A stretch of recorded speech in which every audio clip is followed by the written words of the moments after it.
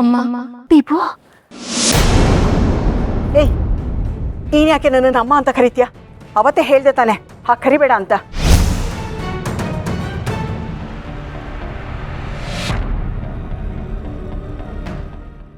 ನನ್ಗಿದ್ದಿದ್ದು ಒಬ್ಬಳೇ ಮಕ್ಕಳು, ನನ್ನ ದೀಪು.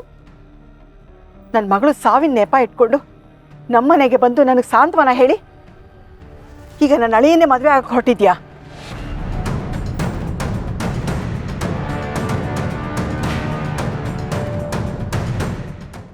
ಎಲ್ಲರೂ ಸೇರ್ಕೊಂಡು ನನ್ನ ಬೆನ್ನ ಹಿಂದೆ ನನಗೆ ಚೂರಿ ಹಾಕಿ ಮೋಸ ಮಾಡ್ತಿದ್ದೀರಾ.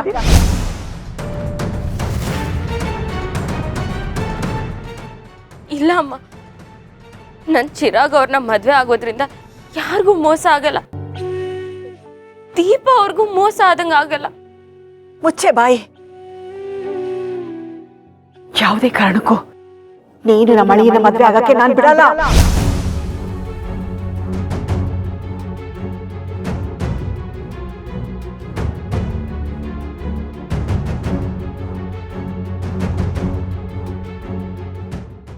ಈ ಮದುವೆ ನಡೆದೇ ನಡೆಯುತ್ತೆ.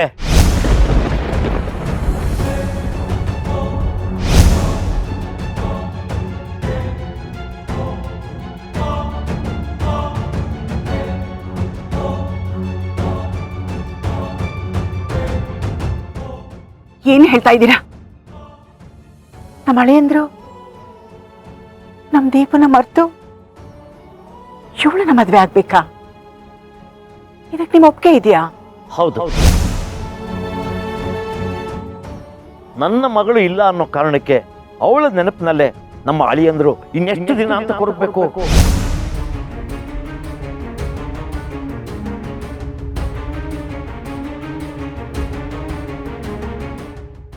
ಈ ಮನೆಯವರು ಅವಳ ನೆನಪಿನಲ್ಲೇ ಎಷ್ಟು ದಿನ ಯೋಚನೆಯಲ್ಲಿ ಇರಬೇಕು?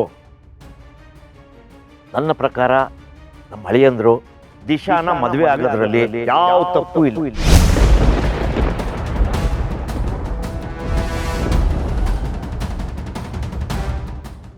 ಗೊತ್ತಲ್ಲ, ನೀನು ಈ ಮನೆಗೆ ಬಂದು ಈ ಥರ ನಡ್ಕೊಳ್ಳೋದು ನನಗಿಷ್ಟ ಇಲ್ಲ.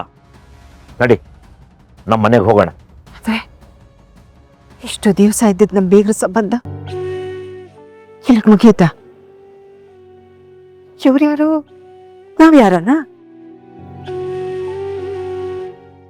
ಕೆಲವು ಸಂಬಂಧಗಳನ್ನ ಯಾವ ರೀತಿ ಅರ್ಥ ಮಾಡ್ಕೋಬೇಕೋ ಗೊತ್ತಾಗಲ್ಲ.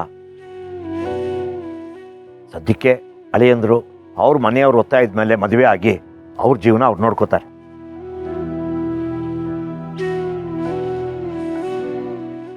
ಅಳಿಯಂದ್ರಿಗೆ ಇನ್ನೊಂದು ಮದುವೆ ಮಾಡ್ಕೋಬೇಡಿ ಅಂತ ಹೇಳೋ ಅಧಿಕಾರ, ಹಕ್ಕು ನನಗಾಗ್ಲಿ ನಿನಗಾಗ್ಲಿ ಇಲ್ಲ. ಎಲ್ಲ ಅವ್ರವ್ರ ನಿರ್ಧಾರ.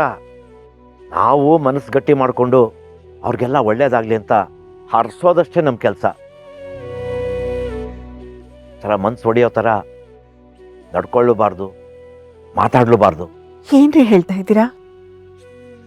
ಇಷ್ಟು ಸುಲಭವಾಗಿ ನೀವು ನಿಮ್ಮ ಮಗಳನ್ನ ಬಿಟ್ಕೊಟ್ಬಿಟ್ರಾ? ಅವಳಿದ್ದಾಗ ದೀಪು ಪುಟ್ಟ, ದೀಪು ಮಗ ಅಂತ ಹೇಳ್ತಿದ್ದವರು ಅವಳಿಲ್ಲ ಅಂದ ತಕ್ಷಣ ಅವಳ ಬಗ್ಗೆ ತಲೆ ಕೆಡಿಸ್ಕೊಳ್ಳೋದನ್ನೇ ಮರ್ತ್ಬಿಟ್ರ? ಅಳಿಯಂದ್ರಿಗೆ ಇನ್ನೊಂದು ಮದುವೆ ಮಾಡಿಸ್ತೀನಿ ಅಂತ ಈ ಮನೆಯವರು ಒಪ್ಕೊಂಡ್ರೆ ನೀವು ಅಂತಿದ್ದೀರಾ?